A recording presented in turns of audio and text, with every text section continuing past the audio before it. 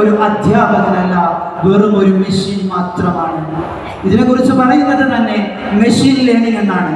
മെഷീനെയാണ് നമ്മൾ പഠിപ്പിക്കുന്നത്. വികാരങ്ങളില്ല, ചിന്തയില്ല. ആ ചിന്തയെ റിമോട്ട് ചെയ്യുകയാണ്. ഇനി എങ്ങനെയാണ് ഇത് വർക്ക് ചെയ്യുന്നത് എന്ന് ചോദിച്ചാൽ കേവലം നമ്മളൊക്കെ പറയാറുണ്ട് ഒരു കാൽക്കുലേറ്റർ കണ്ടുപിടിക്കുന്നത്. കാൽക്കുലേറ്ററിൽ നൽകുന്നത് ഒരു കണക്ക് കൊടുത്തു, നമ്മളൊരു കൂട്ടാനുള്ള കണക്ക് കൊടുത്താൽ അതിനൊരുപാട് വഴികളുണ്ട്. ഒരു 56 + 26 എന്ന് കൂട്ടണമെങ്കിൽ നമ്മൾ വലതുഭാഗത്തുള്ള സംഖ്യകൾ കൂട്ടി അതിന്റെ ശിഷ്ടം വരുന്നതിന് അപ്പുറത്തേക്ക് കിട്ടും. ഒക്കെ നമ്മളിങ്ങനെ കണക്ക് കൂട്ടുന്നതിന്റെ അതേ സോഫ്റ്റ്വെയർ കാൽക്കുലേറ്ററിൽ സെറ്റ് ചെയ്ത് വെച്ചപ്പോഴാണ് ഒരു കാൽക്കുലേറ്റർ രൂപപ്പെട്ടത്. പക്ഷെ അതിനെ നമ്മൾ ഒരിക്കലും AI എന്ന് പറയാറില്ല. ആ മെഷീൻ എങ്ങനെയാണോ വർക്ക് ചെയ്യുന്നത്, ആ മെഷീനിന്റെ വർക്ക് തന്നെയാണ് ഇവിടെ ഈ AI സാധ്യതകളും ചെയ്യുന്നത് എന്ന് നമുക്ക് മനസ്സിലാക്കാൻ സാധിക്കേണ്ടതുണ്ട്. കാരണം AI എന്ന് പറയുന്നത് ഞാൻ നേരത്തെ പറഞ്ഞതുപോലെ തന്നെ അതൊരിക്കലും ഒരു ഉസ്താദല്ല, അതൊരിക്കലും ഒരു മനുഷ്യനല്ല, അതൊരിക്കലും ഒരു അധ്യാപകനല്ല. മനുഷ്യനെ പോലെയുള്ള വികാരങ്ങൾ ഉണ്ടാവില്ല. സന്ദർഭോചിതമായി പറയാൻ ഒരു പക്ഷേ സാധിക്കണമെന്നില്ല. ഞാൻ അതിലേക്ക് കടന്നു വരുന്നത് ഇങ്ങനെയാണ്. ഫത്ഹുൽ മുഈൻ മാത്രം അറിയുന്ന ഒരാൾക്ക് നമ്മൾ പഠിപ്പിച്ചു കൊടുക്കുന്നു, ഇത് ഇങ്ങനെയാണ് പറയേണ്ടത്, ഇതിനെക്കുറിച്ച് നിങ്ങൾ എങ്ങനെയാണ് പഠിക്കേണ്ടത് എന്ന് ധാരാളം സോഴ്സുകൾ ഉപയോഗിച്ച് നമ്മളൊരു മെസ്സേജ് കൊടുത്തു. ശേഷം നിങ്ങൾ ഫത്ഹുൽ മുഈനിൽ പറഞ്ഞ ഒരു ആയത്ത് പറയണമെന്ന് പറഞ്ഞാൽ ഈ ജെമിനി ഒന്ന് ആലോചിക്കും ഒരായത്ത് എങ്ങനെയാണ് ഉണ്ടാക്കുക. എന്നിട്ട് ജെമിനിക്ക് ഒരായത്ത് അങ്ങോട്ട് തോന്നിയാൽ ജെമിനി പറയും ഇത് ആയത്താണ് എന്ന്. ആ പറയുന്ന സമയത്ത് ഇത് പരിശുദ്ധ ഖുർആനിലുള്ളതാണോ എന്ന് തിരിച്ചറിയാൻ കഴിയുന്ന ഒരു ഉസ്താദിന്റെ മുമ്പിലിരിക്കലാണ് ഏറ്റവും വലിയ ഈ കാലഘട്ടത്തിൽ ചെയ്യേണ്ടുന്ന ഏറ്റവും വലിയ ദഅവത്താകേണ്ടത്. കാരണം ജെമിനിയോട് ചോദിക്കുമ്പോൾ ആയത്ത് പറഞ്ഞു തന്നാൽ അത് ഖുർആനില്ലെങ്കിൽ ഖുർആനിന് തെറ്റിയതാണ് എന്ന് വിചാരിക്കേണ്ടവരല്ല നമ്മള്. കാരണം അങ്ങനെ ചിന്തിച്ച ആളുകളും നമ്മുടെ മുമ്പിലുണ്ട്. ഒരു ഹദീസ് പറഞ്ഞപ്പോ ആ ഹദീസ് ഹബീബായ തങ്ങൾ പറഞ്ഞിട്ടില്ല എന്ന് ഉറപ്പുണ്ടായിട്ടും ChatGPT പറഞ്ഞാൽ അത് ഇല്ലാതിരിക്കില്ല എന്ന് വിശ്വസിക്കുന്ന ആളുകളുണ്ട്. ChatGPT എന്ന് പറയുന്നത് അവസാന വാക്കല്ല. പ്രിയപ്പെട്ടവരെ, നമ്മുടെ ഉസ്താദുമാരുടെ കൃത്യമായ അവരുടെ മുമ്പിൽ ഇത് കാണിച്ച് ബോധ്യപ്പെട്ടതിന് ശേഷം മാത്രമാണ് ഒരു സംഭവത്തെ കുറിച്ച് ഇത് ആധികാരികമാണ് എന്ന് നമ്മൾ പറയാൻ കഴിയുകയുള്ളൂ എന്നുള്ളതാണ് ഞാൻ ഈ സമയത്ത് സൂചിപ്പിച്ചത്. ഒരൊറ്റ കാര്യം കൂടി സാന്ദർഭികമായി ഉണർത്തിത്തരാം. നമ്മളൊക്കെ ഒരുപക്ഷെ യൂട്യൂബ് ഉപയോഗിക്കുന്നവരായിരിക്കും, ഫേസ്ബുക്ക് ഉപയോഗിക്കുന്നവരായിരിക്കും, ഇൻസ്റ്റഗ്രാം ഉപയോഗിക്കുന്നവരായിരിക്കും. ഈ സമയത്ത് നമ്മൾ അനുഭവിക്കുന്ന ഒരു വലിയ പ്രതിസന്ധിയുണ്ട്. നിങ്ങൾ കേൾക്കുന്നത് ഈ സമയത്ത് ഒരു വിവാദമായ പരാമർശമാണ് എങ്കിൽ അതിൻ്റെ താഴേക്ക് വരുന്നതെല്ലാം വിവാദങ്ങളായിരിക്കും. നിങ്ങൾ കേൾക്കുന്നത് ഒരു ആത്മീയ മജ്‌ലിസാണ് എങ്കിൽ അതിന് താഴേക്ക് നിങ്ങൾക്ക് സ്ക്രോൾ ചെയ്യുമ്പോൾ കിട്ടുന്നതെല്ലാം ആ ആത്മീയ മജ്‌ലിസുകളായിരിക്കും. നിങ്ങൾ ഒരു തവണ എങ്ങാനും പോയി തൊട്ടു നോക്കിയത് ഏതെങ്കിലും തരത്തിലുള്ള ബിദ്അത്തിന്റെ ആശയങ്ങളിലേക്കാണ് എങ്കിൽ പ്രിയപ്പെട്ടവരെ, പിന്നെ നിങ്ങൾ കേൾക്കുന്നത് മുഴുവനും ഇത്തരത്തിലുള്ള ആശയങ്ങളായിരിക്കും. ഇത് AI-യുടെ ഒരു ലിമിറ്റാണ്. കാരണം നമുക്ക് എന്താണോ ആവശ്യമുള്ളത് അതിനെ വീണ്ടും വീണ്ടും കാണിച്ചു തരാൻ കഴിയുന്ന ഒരു അൽഗോരിതം സെറ്റ് ചെയ്യുന്നതാണ് ഈ കാലഘട്ടത്തിലെ മുഴുവൻ സോഷ്യൽ മീഡിയകളും. ഞാൻ നേരത്തെ പറഞ്ഞു വെച്ചല്ലോ, ഹാലൂസിനേഷൻ അല്ലെങ്കിൽ ഇൻഫർമേഷൻ ഈസ് നോട്ട് ട്രാൻസ്ഫർമേഷൻ എന്ന് പറയാറുണ്ട്. ഇത് കേവലം അറിവ് നൽകുന്നത് മാത്രമാണ്, ട്രാൻസ്ഫോം ചെയ്യുന്നതല്ല, അഥവാ ആത്മീയ പരിവർത്തനത്തിന്റെ വേദിയല്ല എന്നുള്ളത്. ഇൻഫർമേഷൻ കിട്ടാൻ നമുക്ക് ഇതിനെ സമീപിക്കാം, ഇൻഫർമേഷൻ കൊടുക്കാനുള്ള സാധ്യതകൾ നമുക്ക് കണ്ടെത്താം. കേവലം 2 ദിവസം മുമ്പ് നമ്മളൊരു സകാത്ത് കാൽക്കുലേറ്ററിനെ കുറിച്ച് നിങ്ങളൊക്കെ പലപ്പോഴും കണ്ടിട്ടുണ്ടാകും. ഒരു സകാത്ത് കാൽക്കുലേറ്റർ സമസ്തയുടെ ആശയങ്ങൾ അനുസരിച്ച് പ്രവർത്തിക്കുന്ന, അഹ്ലുസ് സുന്നത്തി വൽ ജമാഅത്ത് പഠിപ്പിച്ചതനുസരിച്ച് പ്രവർത്തിക്കുന്ന ഒരു കാൽക്കുലേറ്റർ നമ്മുടെ എക്സ്പോ നഗരിയിലുണ്ട്. ആ കാൽക്കുലേറ്ററിന്റെ തൊട്ടപ്പുറത്ത് മുകളിലായിട്ടൊരു പ്ലസ് ബട്ടൺ അടിക്കാൻ കഴിയും. ആ പ്ലസ് ബട്ടൺ അടിച്ചു കഴിഞ്ഞാൽ ലോകത്ത് ഏതെല്ലാം കാൽക്കുലേറ്റർ ഗൂഗിളിൽ ലഭ്യമാണോ അതെല്ലാം ആർക്കും ലഭ്യമാകും. പുതിയ കാലഘട്ടത്തിന്റെ അനന്തമായ സാധ്യതകളെ കുറിച്ചാണ് ഞാൻ പറഞ്ഞു വെച്ചത്. ഇതെല്ലാം കിട്ടുന്നവർ നോക്കിയെടുക്കുന്നത് ഏറ്റവും എളുപ്പമുള്ളതിലേക്ക് മാത്രമായി ചുരുങ്ങും. എനിക്ക് ഏറ്റവും അനുയോജ്യമായത് ഏതാണോ അത് അതിൽ നിന്ന് കിട്ടുന്നുണ്ടോ എന്ന് തിരിഞ്ഞു നോക്കും. അവിടെയാണ് ഈമാൻ നഷ്ടപ്പെടുന്നത്. അവിടെയാണ് ഒരു മുഅ്മിനിന്റെ വിശ്വാസത്തിന് പൊള്ളലേൽക്കുന്നത്. പ്രിയപ്പെട്ടവരെ, നമ്മൾ ചെയ്യേണ്ടത് എവിടെയാണെങ്കിലും ഇതൊരു സോഴ്സായി മാത്രം കാണാനുള്ള ഒരു ആത്മവിശ്വാസം നമുക്കുണ്ടാവണം. ഫത്വകൾ പറയുന്ന, നേരത്തെ സൂചിപ്പിച്ചതുപോലെ തന്നെ ഫത്വകൾ പറയുന്ന ചില ചാച്ചിപിടികളുണ്ട്, ഫത്വകൾ പറയുന്ന ചില ടൂളുകളുണ്ട്, ഫത്വകൾ കൊടുക്കുന്ന ധാരാളം വിഭാഗങ്ങളുടെ ചാറ്റ് ബോട്ടുകളുണ്ട്. ഇതിന്റെ ഒരു അപകടം മറ്റൊന്നാണ്. നമ്മളിപ്പോ പറയാറുണ്ട്, സുബഹിക്ക് ശേഷം സുബഹി സ്ഥാനത്തിൽ ഖുനൂത്ത് പാരായണം ചെയ്യാൻ പറ്റുമോ എന്ന് ചോദിച്ചാൽ, നമ്മളെ സംബന്ധിച്ചിടത്തോളം സമസ്ത കേരള ഇസ്ലാമിക വിദ്യാഭ്യാസ ബോർഡിന്റെ മദ്രസകളിൽ 10 വർഷം പഠിച്ച ഒരു കുട്ടിക്ക് സുബഹി നിസ്കാരത്തിലെ ഖുനൂത്ത് ഫർളാണ് എന്നുള്ളത് ശാഫിഈ മദ്ഹബ് അനുസരിച്ച് അറിയുന്നവരായിരുന്നിട്ട് പോലും ഒരുപക്ഷെ ഇതിനെക്കുറിച്ചൊരു ബോധ്യവുമില്ലാത്ത പുതിയ തലമുറ ഇതൊന്ന് ചോദിച്ചാൽ ചിലപ്പോ ആ ചാറ്റ് ബോട്ട് പറയുന്നത് അവരുടെ ആശയങ്ങളായി മാറാം. അതിനും അവിടെ തെളിവുകൾ പറയും, അതിനും അവിടെ ആയത്തുകളും ധരിക്കും, അതിനും അവിടെ ഹദീസുകളും ധരിക്കും. അവിടെ പ്രിയപ്പെട്ട പ്രബോധകരെ, നമ്മൾ തയ്യാറാവേണ്ടത് ഇതിന്റെ സാധ്യതകളെ എങ്ങനെ അഹ്ലുസുന്നത്തി വൽ ജമാഅത്തിന്റെ ആശയങ്ങളോട് ചേർത്ത് വെക്കാൻ കഴിയുന്ന പുതിയ ടെക്നോളജികളെ ഡെവലപ്മെന്റ് ചെയ്യാൻ പുതിയ തലമുറയ്ക്ക് സാധിക്കുമെന്നുള്ളതിനെ കുറിച്ച് റിസർച്ച് ചെയ്യേണ്ടതുണ്ട്, നമ്മൾ പഠിക്കേണ്ടതുണ്ട്. പുതിയ തലമുറയ്ക്ക് ഇതെങ്ങനെ കൊടുക്കാൻ കഴിയുന്ന പുതിയ ചാറ്റ്ബോട്ടുകൾ നമ്മൾ പറയുന്നത്, നമ്മൾ വിശ്വസിക്കുന്നത്, അഹ്ലുസുന്നത്ത് പഠിപ്പിക്കുന്നത് എങ്ങനെയാണോ അതേ രീതിയിൽ തന്നെ കൊടുക്കാൻ കഴിയുന്ന ചാറ്റ്ബോട്ടുകൾ ഡെവലപ്മെന്റ് ചെയ്യാൻ കഴിയുന്ന പുതിയൊരു തലമുറ നമുക്കിടയിൽ നിന്ന് വളർന്നു വരേണ്ടതുണ്ട്.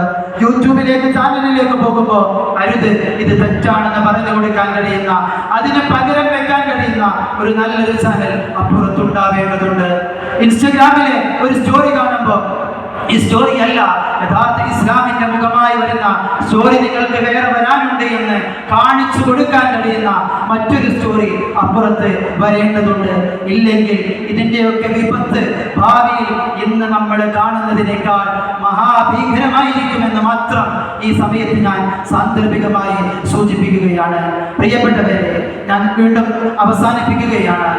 ഉലമാക്കളുടെ മേൽനോട്ടമില്ലാത്ത ഒരു AI സാധ്യതകൾക്കും ലോകത്ത് ഇന്ന് വരെ നിലനിൽപ്പുണ്ടായിട്ടില്ല. ഇനി ഒന്നുകൂടി സൂചിപ്പിച്ച് പറയാം, ആരെങ്കിലും ഇത് പഠിക്കണമെന്ന് ആഗ്രഹിച്ചുകൊണ്ട് വരുന്നുണ്ട് എങ്കിൽ 3 തരത്തിലാണ് ലോകത്ത് ആർട്ടിഫിഷ്യൽ ഇന്റലിജൻസ് ഉള്ളത്. ഒന്ന്, നാരോ ഇന്റലിജൻസ് എന്ന് പറയും. നമ്മൾ നേരത്തെ പറഞ്ഞതുപോലെ യൂട്യൂബ് പ്രവർത്തിക്കുന്നത് നാരോ ഇന്റലിജൻസ് വഴിയാണ്, ഇൻസ്റ്റഗ്രാം പ്രവർത്തിക്കുന്നതൊക്കെ നാരോ ഇന്റലിജൻസ് ഉപയോഗിച്ചുകൊണ്ടാണ്. കാരണം ഏതാണോ നമ്മൾ കാണുന്നത് അതിലേക്ക് മാത്രം ഫോക്കസ് ചെയ്യുന്ന നാരോ ഇന്റലിജൻസ് അവിടെ ഉപയോഗപ്പെടുത്തുന്നുണ്ട്. കുറച്ചുകൂടി അപ്പുറത്തേക്ക് പോയാൽ ചാറ്റ്ജിപിടിയിലേക്ക് കടന്നു വരുമ്പോൾ ജനറൽ ഇന്റലിജൻസ് എന്ന് പറയും. ജനറൽ ബുദ്ധി, അതാണ് ചാറ്റ്ജിപിടി, അതാണ് ഗ്രോക്ക്, അതാണ് ജെമിനി. കുറേ കാര്യങ്ങൾ കൊടുത്ത് അതിൽ നിന്ന് വിശകലനം ചെയ്ത് അവരൊരു തീരുമാനമുണ്ടാക്കി ആ തീരുമാനത്തെ നിങ്ങളുടെ മുമ്പിൽ തരിക. എൻ്റെ മുമ്പിൽ ഇരിക്കുന്ന 10,000-കണക്കിന് ആളുകളുണ്ട്, 10,000-കണക്കിന് ആളുകളുണ്ട്. അവർ മുഴുവനും എൻ്റെ മുമ്പിൽ ഇരിക്കുമ്പോൾ നമ്മളൊക്കെ ശ്രദ്ധിക്കേണ്ടത്, ഈ ആളുകളുടെ മുഴുവനും 10,000 പേരും വ്യത്യസ്തമായ കാര്യങ്ങൾ ചോദിച്ച്, വ്യത്യസ്തമായ കാര്യങ്ങൾ പറഞ്ഞ്, ഇത് മുഴുവനും സംസാരിച്ചിട്ട് 10,000 ചോദ്യം ചോദിച്ചാൽ 10,000 ഉത്തരമാണ് ജെമിനി തരിക. ഒരിക്കലും അത് ഒരുപോലെയാകില്ല. ഞാൻ നേരത്തെ സൂചിപ്പിച്ചല്ലോ, ഖുനൂത്തിനെ നമ്മൾ ഫർള് എന്ന് നേരത്തെ സൂചിപ്പിച്ചപ്പോൾ സുന്നത്താണ് എന്ന് നമുക്കൊക്കെ അറിയാം. എന്നാൽ സുന്നത്തിൽപ്പെട്ട ഈ സുന്നത്തിനെ എങ്ങനെയാണ് എന്നുള്ളത് നിങ്ങൾ ജെമിനിയോട് ചോദിച്ചാൽ അവിടെ ചിലപ്പോൾ ജെമിനി ഫർളാണെന്ന് പറയും. കുറച്ച് കഴിയുമ്പോൾ അടുത്ത ആളോട് ജെമിനി അത് സുന്നത്താണെന്ന് പറയും. ചില ആളുകളോട് മുഅക്കദായ സുന്നത്ത് എന്ന് പറയും. കാരണം ജെമിനിക്ക് നിങ്ങളുടെ ചിന്ത ഏതാണ് എന്നുള്ളത് കുറച്ച് നേരം നിങ്ങളോട് സംസാരിച്ചാൽ ഓട്ടോമാറ്റിക്കായിട്ട് മനസ്സിലാക്കാനുള്ള കഴിവുണ്ട്. എന്നിട്ട് നിങ്ങളുടെ ചിന്ത എവിടെയാണോ നിൽക്കുന്നത് അതിനനുസരിച്ചിട്ടുള്ള മറുപടിയാണ് AI നൽകുക. അതുകൊണ്ടാണ് ഞാൻ സൂചിപ്പിക്കുന്നത്, നമ്മൾ പറയേണ്ടുന്നത്, നമ്മൾ ചിന്തിക്കേണ്ടുന്നത് എപ്പോൾ കൃത്യമായിട്ടുള്ള വിവരങ്ങൾ കിട്ടാൻ പ്രിയപ്പെട്ട ഉസ്താദുമാരുടെ നിർബന്ധമായിട്ടും അവരുടെ ഒരു മേൽനോട്ടം നമുക്കുണ്ടാവണമെന്നാണ്. പറഞ്ഞു വെച്ചല്ലോ, ചാറ്റ്ജിപിടിയെ പോലുള്ള ജനറൽ ഇന്റലിജൻസ് ഇന്ന് ലോകത്ത് വിപുലമായി കഴിഞ്ഞു. ഇതുപോലെയാണ് ഇനി നമ്മളോട് ഇലോൺ മസ്ക് പറഞ്ഞു വെച്ചിട്ടുണ്ട്, ഞാനിതാ ഒരു സൂപ്പർ ഇന്റലിജൻസ്, മൾട്ടി ഇന്റലിജൻസ് കണ്ടുപിടിക്കാൻ പോകുന്നു എന്ന്. ന്യൂറാലിങ്കിനെ കുറിച്ചിട്ടൊക്കെ പ്രതിപാദിക്കേണ്ടുന്ന ഒരു സദസ്സാണ് ഇത്. പക്ഷേ എന്റെ സമയക്കുറവ് കാരണം ഞാൻ അതിലേക്ക് കടക്കുന്നില്ല.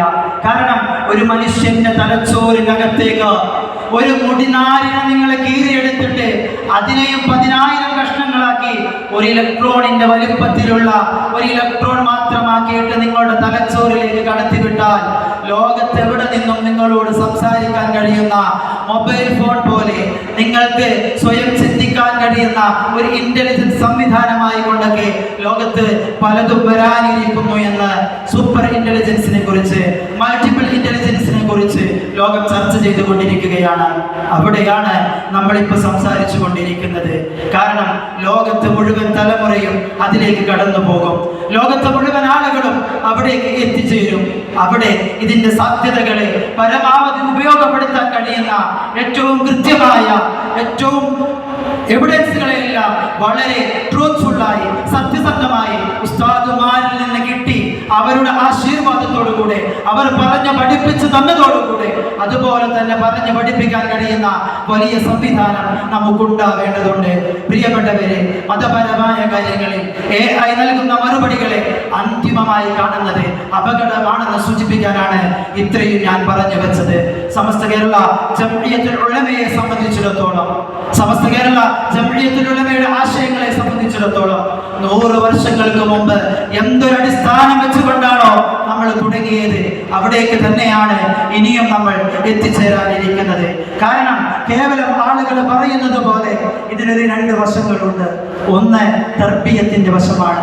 പ്രിയപ്പെട്ടവരെ, തർബിയത്തില്ലാത്ത, ഒരാൾ പരിപാലിക്കാനില്ലാത്ത, സ്വന്തമായി ചിന്തിക്കാൻ കഴിഞ്ഞ് സ്വന്തമായി തീരുമാനങ്ങൾ എടുക്കുന്ന ആളുകളെല്ലാം പിൽക്കാലത്ത് നിരീശ്വരവാദത്തിലേക്ക് കടന്നു പോകാറുണ്ട്. അതിനുള്ളൊരു കാരണം നമ്മൾ പറഞ്ഞു വെച്ചത് ഇതുപോലെയാണ്. ധാരാളം വിവരം കിട്ടുന്ന ഒരു സോഴ്സാണ് AI, ധാരാളം ഹദീസുകൾ കിട്ടുന്ന ഒരു സോഴ്സാണ് AI. പക്ഷേ അവിടെ തർബിയത്ത് നടക്കുന്നില്ല എന്നുള്ളത് നമ്മുടെ മുമ്പിൽ ഓർമ്മ വേണം. രണ്ടാമത്തേത് സുഹബത്ത്.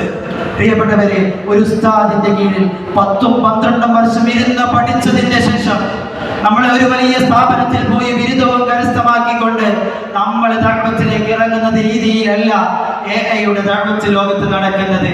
കാരണം അവർക്ക് ഡാറ്റകളാണ് അവരുടെ മൂല്യം എന്ന് പറയുന്നത്. അവർക്ക് ആരോടും കമ്മിറ്റ്മെന്റ് ഇല്ല, ആരോടും സ്നേഹമില്ല, ആരോടും ഒരു അറ്റാച്ച്മെന്റും ഇല്ല.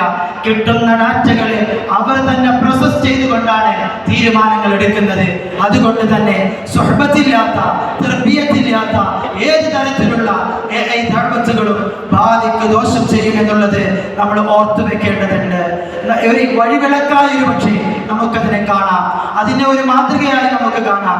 ഞാൻ പറഞ്ഞു വെച്ചു, നിങ്ങൾക്കൊരു ആയത്ത് വേണം, നിങ്ങൾക്കൊരു ഹദീസ് വേണം, നിങ്ങൾക്കൊരു സംഭവം വേണം, നിങ്ങൾക്കൊരു ചരിത്രം വേണം. അത് നിങ്ങൾക്ക് AI-യോട് ചോദിക്കാം. ചോദിക്കുന്ന സമയത്ത് AI നിങ്ങൾക്കത് തരുമായിരിക്കും. പക്ഷേ കിട്ടിയാൽ ഉടനെ തന്നെ നിങ്ങളതൊന്ന് ചെക്ക് ചെയ്യണം. പരിശുദ്ധമായ ഖുർആനിന്റെ ഏത് ആയത്താണെന്നാണ് അവർ പറയുന്നത് എന്ന് നിങ്ങൾ ചോദിക്കണം. ചോദിച്ച് അത് നിങ്ങൾക്ക് ബോധ്യപ്പെട്ടാലൊഴികെ ഒരു കാരണവശാലും നമുക്ക് അത് ഉപയോഗപ്പെടുത്താൻ സാധിക്കില്ല എന്നുള്ളതിലേക്കാണ് ഞാൻ ഈ സൂചന നൽകിയിരിക്കുന്നത്. പ്രിയപ്പെട്ടവരെ, സമസ്തയുടെ 100ാം വാർഷികത്തിന്റെ ഈ ധന്യ മുഹൂർത്തത്തിൽ നമുക്കൊന്നിച്ച് ഒരു പ്രതിജ്ഞ എടുക്കണം. പ്രിയപ്പെട്ടവരെ, നമുക്കൊരു ഡിജിറ്റൽ അംബാസഡർ ആവണം. അതെ, നാളെ ലോകത്തേക്ക് മുഴുവനും നിങ്ങൾ വഴിവിളിച്ചുമായി കടന്നു പോകുമ്പോൾ എൻ്റെ മുമ്പിലിരിക്കുന്ന ഈ 10,000 പേരും നാളെ ദഅവത്തുമായി പുറത്തിറങ്ങുമ്പോൾ ലോകത്തെവിടെ ചെന്നാലും നിങ്ങൾക്ക് സംസാരിക്കാൻ, ലോകത്തെവിടെ ചെന്നാലും നിങ്ങൾക്ക് ദീൻ പറയാൻ, ഉപയോഗപ്പെടുത്താൻ കഴിയുന്ന രീതിയിൽ ഈ ടെക്നോളജികൾ ഉപയോഗിക്കാൻ സാധ്യമാകേണ്ടതുണ്ട്. അതിനുള്ള അവസരങ്ങൾ നമ്മൾ ഉണ്ടാക്കേണ്ടതുണ്ട്. അല്ലാഹു തൗഫീഖ് നൽകട്ടെ.